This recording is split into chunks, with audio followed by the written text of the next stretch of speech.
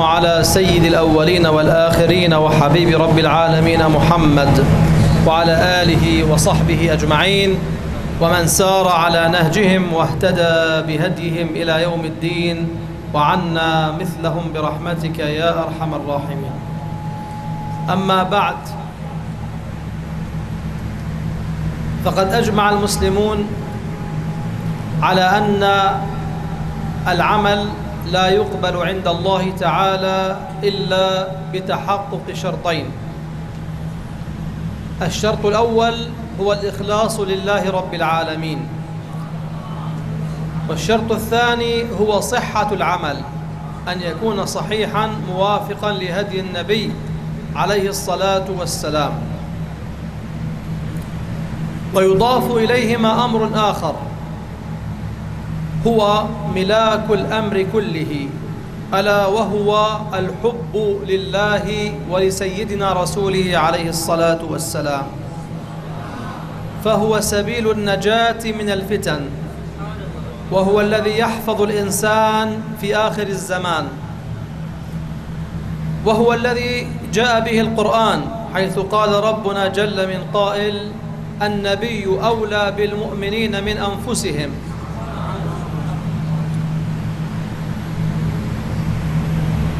وقال عليه الصلاة والسلام: لا يؤمن أحدكم حتى يكون الله ورسوله أحب إليه مما سواهما. العمل يحتاج إلى شرطين، هذان الشرطان لصحته وقبوله عند الله: الحب من أجل الثبات، ومن أجل الاستمرار وعدم الفتنة. في حديث رسول الله صلى الله عليه وسلم يقول: إنه من يعش منكم فسيرى اختلافا كثيرا، الناس يختلفون ويبتعدون، ومناهج المسلمين المحفوظة التي أجمعت عليها الأمة في كل علم قام به نقلة لا يمكن الخروج عنهم أبدا. في علم النحو قامت مدرسة البصرة ومدرسة الكوفة، على الأولى سيبويه وعلى الثانية الكسائي، ومن قبلهما الخليل ابن أحمد، وقبل الخليل أبو الأسود الدؤلي. وفي علم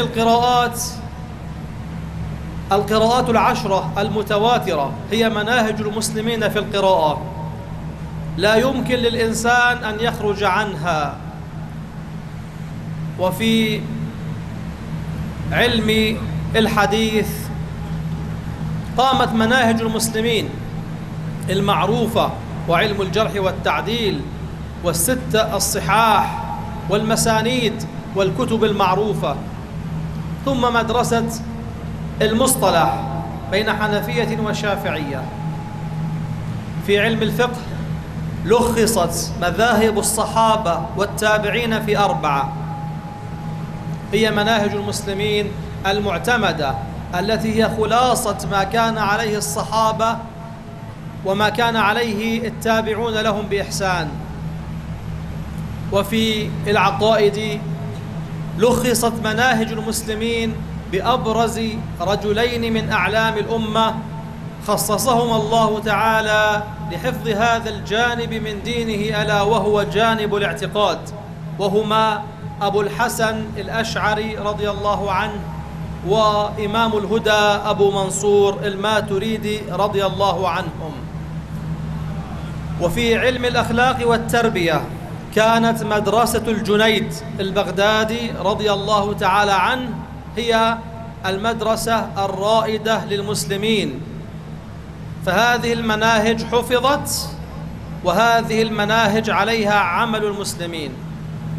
أهل الهوى في كل عصر وحين يريدون أن يشككوا هذه الأمة بهذه المناهج المعتبرة، فيقولون: لماذا تتبع أبا حنيفة؟ لماذا تتبع مالكا؟ لماذا تتبع الشافعي؟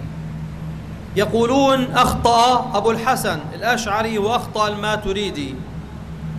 أما القراءات فالهجمة عليها من خارج دائرة الإسلام، إذ الإنسان المنتسب للإسلام لا يستطيع، لأنه إذا قدح في أي قراءة خرج من دين الإسلام. لذلك نحن يجب علينا أن نتمسك بهذه المناهج.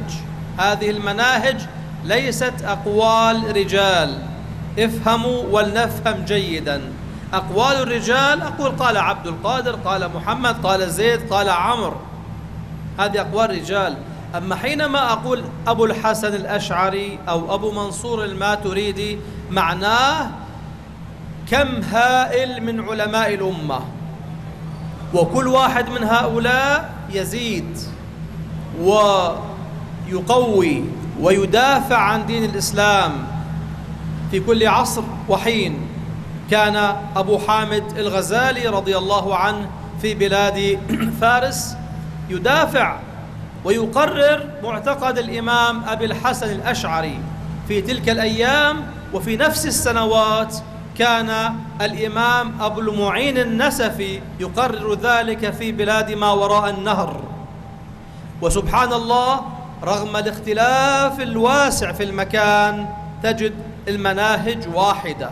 المسائل قد تختلف، ليس مشكلة، ولكن المناهج واحدة: اتباع النبي عليه الصلاة والسلام، السعي لتحقيق ما أراد الله، عدم الخروج عن لغة العرب في فهم الخطاب. فكل من أراد الطعن في الدين يبدأ بالعبث بمناهج هذه الأمة. قبل أكثر من 70 سنة كتب شيخ مشايخنا إمام الدنيا الولي الصالح العارف العلم الفقيه المحدث المفسر الزاهد سيدنا الإمام محمد زاهد الكوثري، كتب مقالة سماها اللامذهبية قنطرة لا دينية، تبدأ بترك مذاهب المسلمين المعتمدة في الفقه أو في العقيدة أو في القراءات أو في النحو أو في التصوف. النتيجة تضل وتخرج من دين الإسلام. وأنا شاب صغير في أعماركم قلت كيف يكون هذا؟ كنت أقرأ الكتاب وأثق بالإمام، لكن كيف يعني هذا يقول أنا مسلم، أنا لا أتبع أبا حنيفة، أتبع الدليل، أنا لا أتبع مالكا، أتبع ما جاء في الكتاب والسنة. كنت أفكر وأنا صغير. ولما كبرت ورأيت أن الذين بدأوا من الخروج من مذاهب الأمة بدأوا يخرجون من دين الإسلام، وبدأوا يخالفون قطعيات الدين. في الأول قالوا هم رجال ونحن رجال، في الآخر يترك كتاب الله الصريح الواضح ويتبع الهوى. والسر في هذا كله اللامذهبية، ترك مذاهب المسلمين. انتبهوا وأختم كلامي بهذا: هذه كما قلت في البداية ليست أقوال رجال. الرجل واحد تجد أبا الحسن الأشعري يتكلم بكلمة يخالفه ابن فورك بعده ب70 سنة، يخالفه الباقلاني، لكن في المسألة ليس في المنهج، المنهج واحد. ولذلك إذا قرأت مثلا كتاب جمع الجوامع للإمام السبكي يقول قال الماتريدي وقال الغزالي وقال الأشعري، يذكر أقوالهم. ما هو أول واجب على المكلف؟ تجد بعضهم يقول المعرفة، بعضهم يقول النظر، بعضهم يقول القصد إلى النظر، لكنهم جميعا يتفقون على المنهج. الطعن في مذاهب المسلمين هو طعن في مناهج الأمة. ولذلك الجيل الأول من هؤلاء الناس، وقد كنا نقرأ كتبهم، كانوا حنفية أو مالكية أو شافعية. من تربى على أيديهم صار نصف طالب علم، ليس طالب علم كامل. من تتلمذ على تلاميذ تلاميذهم بدأ يخرج من الدين. لماذا؟ لأنه لم يعد هناك طريق يمشي عليه.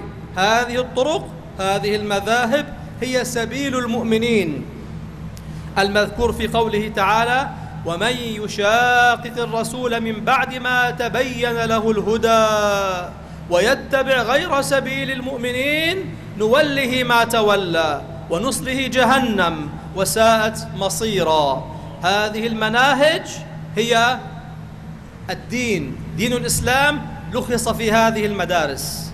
لاحظ مثلا المجاهدين جميعا، الجهاد الحقيقي كانوا على هذه المدارس.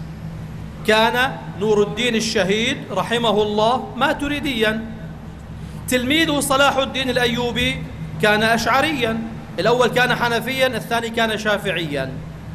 تجد عين جالوت، المعركة التي غزا فيها المسلمون التتار والمغول وانتصروا عليهم، كان على رأس المعركة تلاميذ الإمام أبي الحسن الشاذلي. أبو الحسن الشاذلي أشعري في الاعتقاد، مالكي في المذهب، جنيدي في الطريقة. تجد مثلا فتح القسطنطينية على رأس المجاهدين محمد الفاتح، ماتريدي، حنفي، صوفي. ولذلك الآخرون أين هم؟ أروني أين جاهد أولئك الناس الذين يطعنون في هذه المذاهب؟ أين جهادهم؟ تعرفون جهادهم؟ دخلوا بيت الله الحرام قبل 40 سنة، أحل أولئك الناس ما حرم الله.